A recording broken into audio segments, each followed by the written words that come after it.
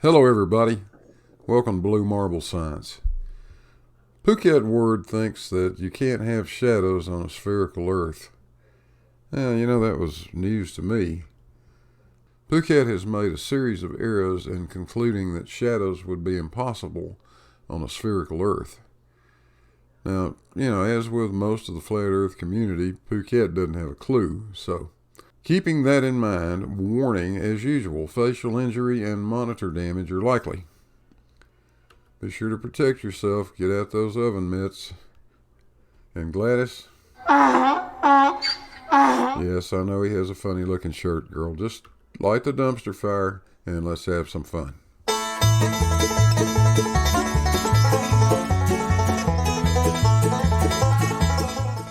Hello, Flat Earth researchers, debaters and debunkers. Many of the so-called proofs that we live on a globe are related to making observations of the sun. Of course, the assumed heliocentric model is that we have a gigantic sun and we are on a tiny Earth that's rotating to give us night and day, and that the Earth is orbiting the sun once a year. And in connection with that, we have the Gregorian calendar, and we are told to imagine this heliocentric model and are told that this is our reality because of the observations that we can make. Actually, Nick, we were told that because that's the way it really is.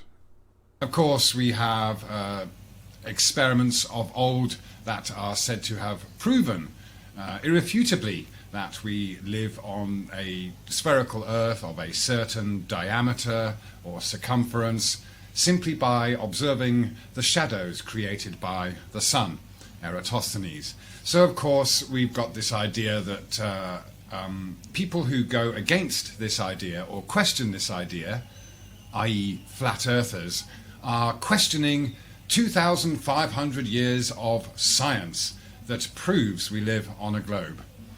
But I'm going to just have a look at how it's impossible that we could have something like the Eratosthenes experiment showing us that we live on a globe, given the idea that the sun is massive and the Earth is a tiny rock spinning around orbiting the sun. So I've just done this very simple illustration which when we compare this kind of view to reality, one thing that we can say is that it kind of makes sense. This is what you'll hear from a lot of people who have realized that we don't live on a globe, and they realize that the flat earth just makes sense based on our observational reality. But it's very difficult to kind of put that across somehow. Why does it make sense? And it's like anything that makes sense.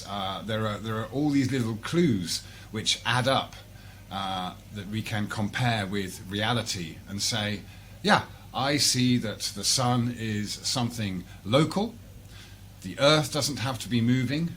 The sun actually does rise and set because it's traveling in a circle above a stationary level Earth. This just makes sense, regardless of the kind of logic you might appeal to based on the idea that, the Earth is another body of mass in the solar system. So it's logical that the Earth is a sphere, just like everything else that we see in the sky. And of course, it's very difficult to detach from that idea. If the idea that's been given to us since we were kids, solar systems, and you're on a rock and you're on a globe that's going around the sun. So let's just have a look at what we can actually see with a side-on view, an orthographic view of two people looking at the sun on a flat Earth. Now, of course, what the globe or heliocentric model attempts to do is to give us an objective reality. That is to say, for example, that the sun is a particular height above the Earth. Now, in an orthographic view, we can do this. We could say, right, okay, there's the Earth, there's the Sun, and it's, for the sake of argument, we'll say 100 miles away.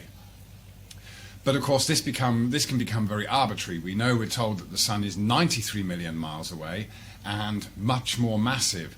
But we're going to see how that just does not work if you want to actually measure shadows or the angle to the Sun on a flat Earth or a globe Earth. Having a much more massive Sun simply doesn't work. But first, let's have a look at how it does make sense on a flat Earth. Here we can see two people looking at the Sun, and this person here, who is relatively close to the Sun, has a short shadow. Okay, so this would be the angle at which they observe the Sun. And over here we have another chap who's further away from the Sun. The Sun hasn't moved. The Sun has stayed in its objective height from the Earth in this orthographic view. But the shadow for this person is naturally going to be longer, because this ray of light here is coming down at this angle, so we get a more shallow angle and a longer shadow. And of course, anyone standing directly underneath the Sun will not have a shadow. So this works perfectly on a flat Earth. We actually get shadows of differing lengths depending on how close to being directly under the Sun you actually are. Now, of course, what happens is we also have this subjective reality. So I've just put a line here, a blue line here, a horizontal line, to represent these people's eye level.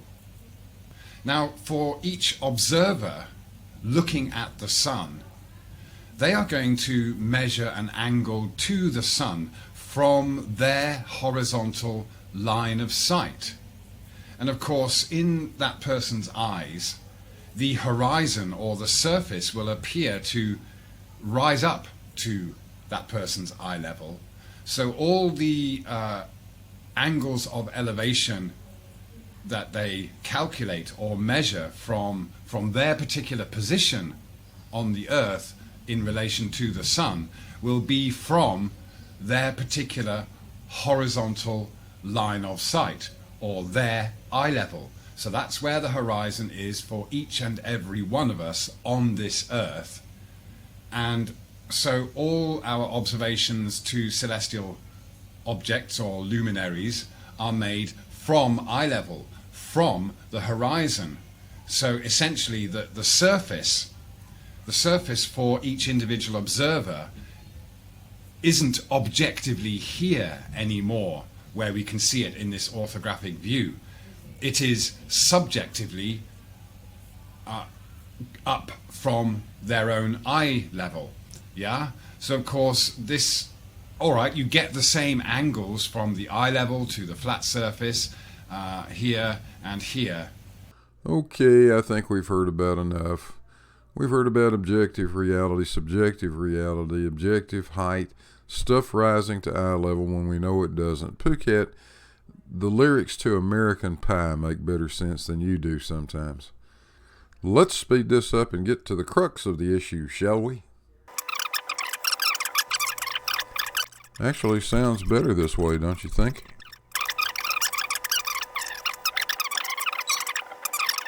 But what we need to consider is that we're told the Sun is many, many, many times larger than the Earth, and we are told that it is about 109 times larger. Basically, you could get 109 globe Earths across the diameter of the Sun, so we are told.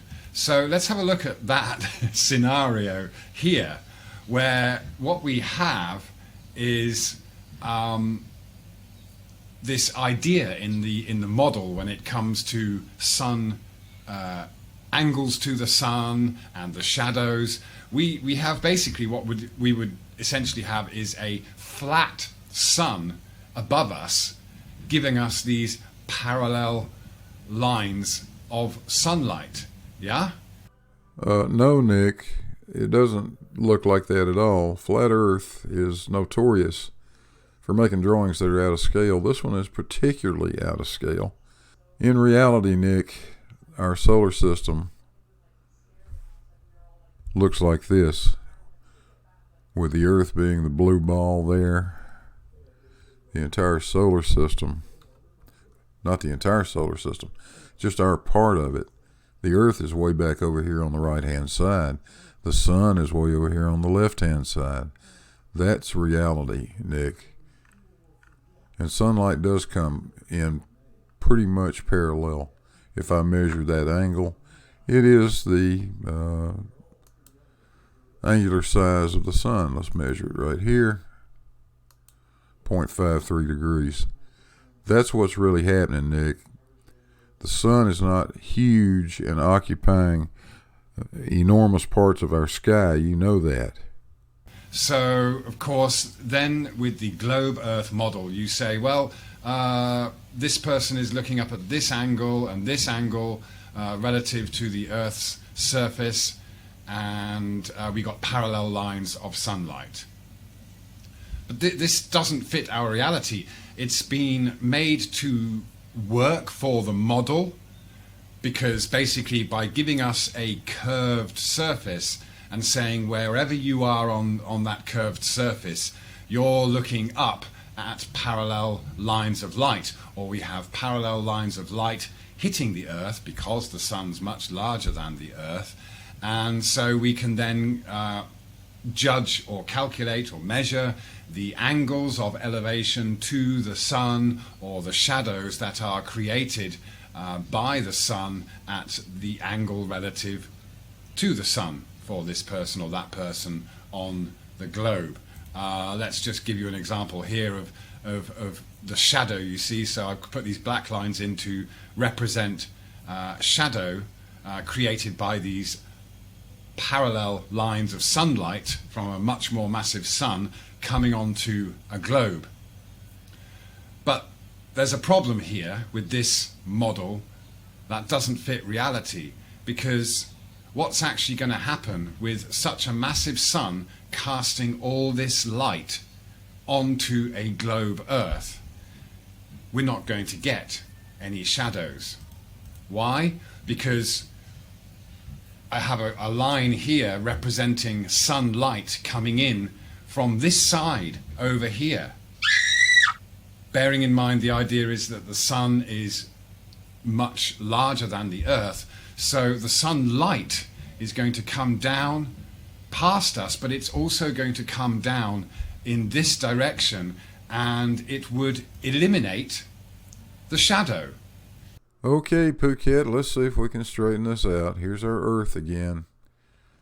This time I have drawn a little stick or something on the surface of the Earth, this yellow thing here. Here's the sunlight coming from our sun, which is 93 million miles away back to our left. The angular size of the sun is 0.53 degrees. The spread between the photons coming from one side and coming from the other can therefore not be any more than 0.53 degrees. So our yellow stick here will cast this green shaded shadow, and that will be completely dark. And then at the end of it, you'll see a little red shaded area. That's that little fuzzy part that you see around shadows, unless the object is very, very close to the surface that it's casting the shadow on. Then it gets to be looking pretty sharp, like back up in here. But not so when you get further and further away from the surface. That's reality, Phuket.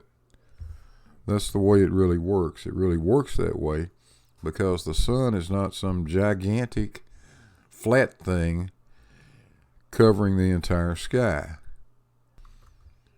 It's that. It's the sun way over here on the left and an earth way over here on the right, which is tiny in comparison. So let's do this, Phuket.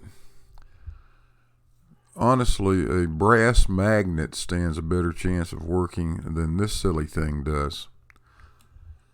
Take this crazy little drawing you've got here. Remove that arrow on the right hand side. Get rid of that great big flat sun. And you've got a drawing that's almost correct. Almost. Hey, thanks for watching, folks. I tried to keep it as short as possible. I hope the monitors all survived. If you enjoyed it, don't forget to like and subscribe, and we'll see you on the next one. Hey, Gladys. We're out of here.